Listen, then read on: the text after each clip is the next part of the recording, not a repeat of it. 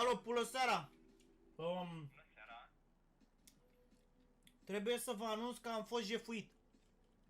Aoleu. M-au jefuit, domnule! Prima oară, cu consimțământul meu, am dat 9 lei pe un Pepsi la 033. Mor copiii mei de sete, trebuia să adapt familia mea cu Pepsi la 033. Și după ce că am dat 9 lei pe un Pepsi și l-am plătit, nici nu mi l-a dat, domnule, hoția la drumul mare! Cum adică nu vi l-au livrat? Nu vi l-au... Păi după ce că dau 9 lei pe un Pepsi, nici măcar nu mi-l dă să moară copiii mei de sete! Doamne, doamne, cât de urât, doamne, doamne. Crezi că zic la mișto? Verifică ultima comandă, puiu. Nu e deloc la mișto, dar mă enervează și pe mine, vă dați seama. Cum Dumnezeu să nu vă libereze toate produsele? Văd că au și livratorii. Păi au livratorii lor, că i-am zis, fiți atenți! Deci, l-am plătit pe om, i-am și dat 5 lei șpagă, eu când deschid ușa dau 5 lei șpagă, nu contează cine e. Femeie de servici, gunoieră, livrator, dau 5 lei șpagă, înțelegeți? Mă trezesc, nu știu, din somn, din toate astea, am numai tancuri de 5 lei la ușă, înțelegeți? I-am dat 5 lei șpagă frumos, era 75 de lei comanda, am luat niște coaste de-astea de erau, cred că rumegătoare, sunt negre toate, sunt carbonizate, nu știu dacă e de câine sau de om, așa, le-am luat, le-am mâncat, așa i-am dat la băiat 75 de lei, el mă întreabă pe mine, îi zic, sunt bune coastele, vărule, ești de la Taz? Nu, că lucrez la restaurant. Deci mă întreabă el pe mine dacă sunt bune coastele. Și zic, păi ce faci, pule, mă întreb tu pe mine dacă sunt bune coastele, tu lucrezi la ei, nu înțeleg. Cine pe cine? Eu livrez, ți-am livrat ție, tu lucrezi la ei. Când le scapă la ea o coastă pe jos, pe acolo, te apuci și mănânci și tu, guși și tu un pic să vezi dacă sunt bune. Bun, în fine, așa, i-am dat 75, a plecat 8 lei, a urcat omul un lift. Și mi-am adus aminte de trauma asta pe care am suferit-o acum 20 de minute, de am dat 9 lei pe un Pepsi la 033. Și m-am uitat că eu de obicei nu verific comanda, că nu mă uit, vă dați seama, dau 5 lei șpagă la orice, nu mă uit la 9 lei la un Pepsi, că mi-e sete, da? Exact. Așa, exact. și ce credeți că fac acolo? Mă uit și nu e Pepsi un pungă, domnule. Și mă duc, coborâse omul în lift, a apăsat la parter și am alergat pe scări până la jos la parter de la etajul 4 și am ajuns înaintea lui. Și i-am zis, ia zi, frate, de ce mă jefuiesc? Eu am fost om cu tine, am fost băiat bun cu tine. Ți-am dat 5 lei șpagă. De ce mă jefuiești? Unde mi-e Pepsi-ul? Ai tras Pepsi-ul pe dreapta. Și a zis, nu eu șeful. Păi și ce v-a zis? Și a zis, nu eu șeful, nu eu. E în pung acolo, nu eu, nu l-a pus de acolo șeful. Eu nu mai am nimic aici. Mi-a arătat tot torba aia lui cu care vine. Și i-am zis, bine frate, uite, du-te și tu la magazin aici și ia și mie 2 doze de cola, că asta era ideea. Să bem ceva ca să alunece pe gât în jos cu astele astea de câine mort. Da. Înțelegeți? Bun. Ce putem să facem în acest caz?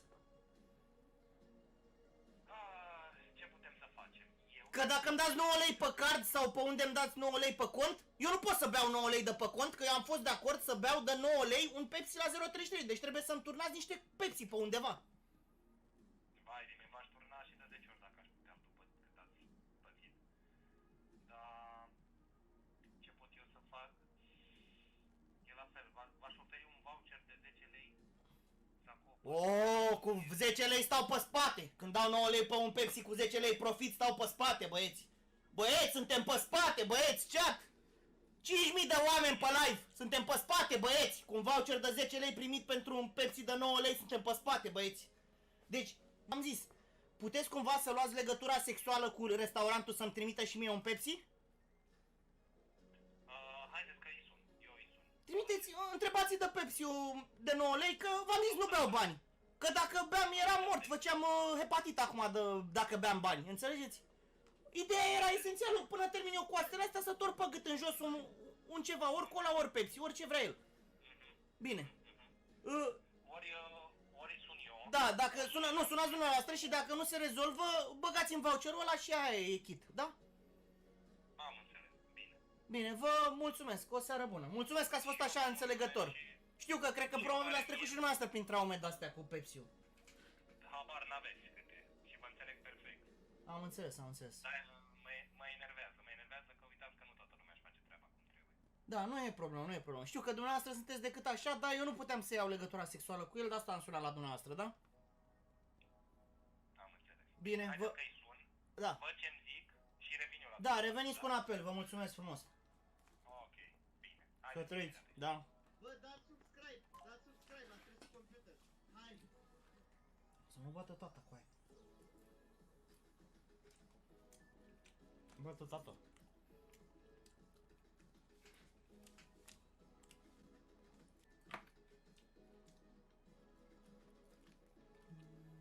Opa. Alo? Alo, mă auziți? Bună seara, da, ia spuneți. Sunteți de la Vivo, de la Burger Station? Nu, sunt de la Staz, am vorbit mai devreme. Ah, da, ia spuneți. Haideți că i-am convins, vin, acum a trimis pe cineva cu 2 sucuri la dumneavoastră. Oh, mersi frumos să trăiți. Mulțumesc frumos că m-ați rezolvat, să trăiți. Sunteți cel mai de treabă. N-aveți... Vă mulțumesc, Și când vă văd data viitoare, vă dau eu un Pepsi. Tot la 9 lei. Doamne ajută, Doamne. Bine, haideți să trăiți. Mersi frumos. Vă pup, seară plăcută. Închideți dumneavoastră, că nu mai am, sunt cu unsură pe degete. Puteți să închideți dumneavoastră? Am înțeles. Bine. Da, Mersi acum frumos să timpul trăiți. la- Gata, mă băieți, s-a rezolvat. Să vină Pepsi, să vină Pepsi, să vină Pepsi la băieți. Mamă, încă nu închisese cu aia ăsta, încă nu închisese, auzi și partea asta.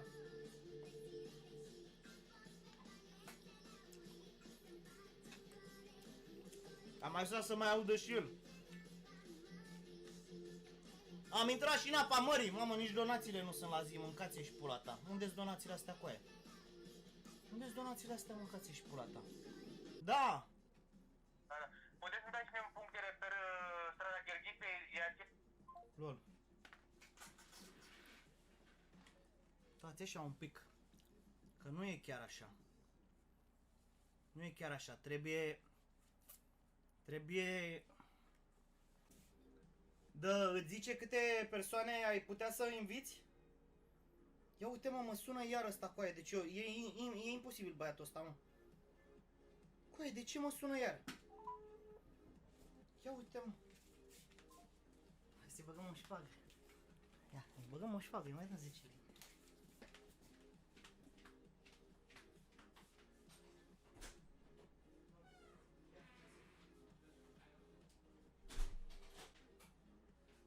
Să vină Pepsi, să vină Pepsi, să vină Pepsi la băieți.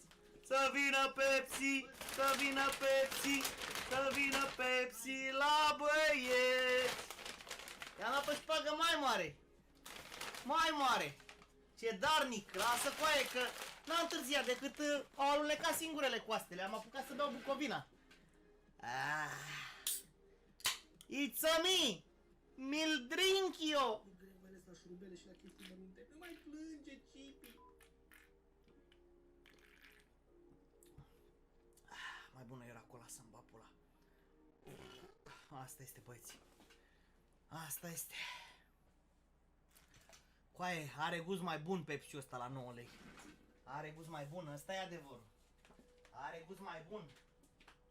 Ba, nu dă gust.